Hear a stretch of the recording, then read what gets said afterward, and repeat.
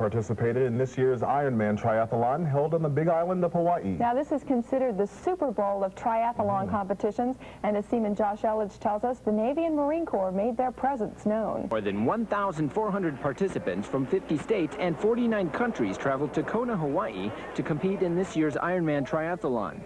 This is the final triathlon of the season and is considered to be the most challenging. The start of the event and the finishes are two of the most exciting moments in sport. The start, when they all go out at one moment as the sun's coming up over the mountains, is just filled with energy and really a great moment. After a 2.4-mile swim, athletes got on their bikes and started on a 112-mile bike race.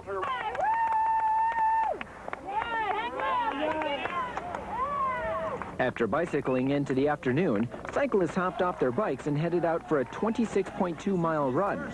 Defending champion Mark Allen kept the lead throughout most of the race.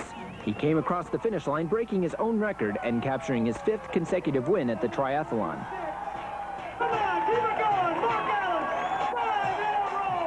Petty Officer Donald White crossed the finish line at a respectable 10 hours, 18 minutes, and 38 seconds. He was the first Navy member to finish the race and placed 10th among U.S. military contestants. He attributes his success to training in Hawaii.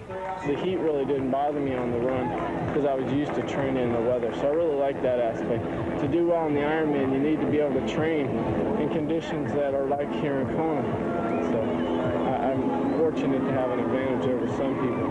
Petty Officer White competes in more than 40 events a year and plans on continuing his athletic career for quite some time. It's more than a hobby, it's a way of life, you know, and it's something that keeps me fit, and I plan on racing for the next 50 years.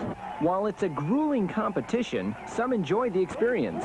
When I started coming down here at Ali'i Drive, I started getting really emotional because I realized it's the end of the year and it's the end of these kind of races, and as well as crossing the finish line, you know, it's a great feeling.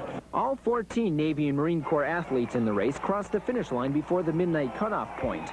Those are the real emotional wins. The families are there, and the crowd, a lot of the athletes from earlier in the day are there. It really kind of is what the race is all about. According to triathletes, it requires a lot of training and dedication to be able to complete the Ironman. I'm just kind of a race junkie. I love the race, you know, it's just part of doing triathlons. Some guys train to race like this, they'll train and do a long race, you know, they won't do many races in between. I just like to use races as training events, just kind of my lifestyle. I guess it's a lot of self-gratification. I mean, if you can do one of these races, you can do anything in life. In Kona, Hawaii, I'm Seaman Josh Elledge. Looks like a lot of people in really good shape. What, 112 miles on a bicycle? No way. And then doing 26 miles running? No way. That's a lot. They might want to listen to this next story. With the holidays.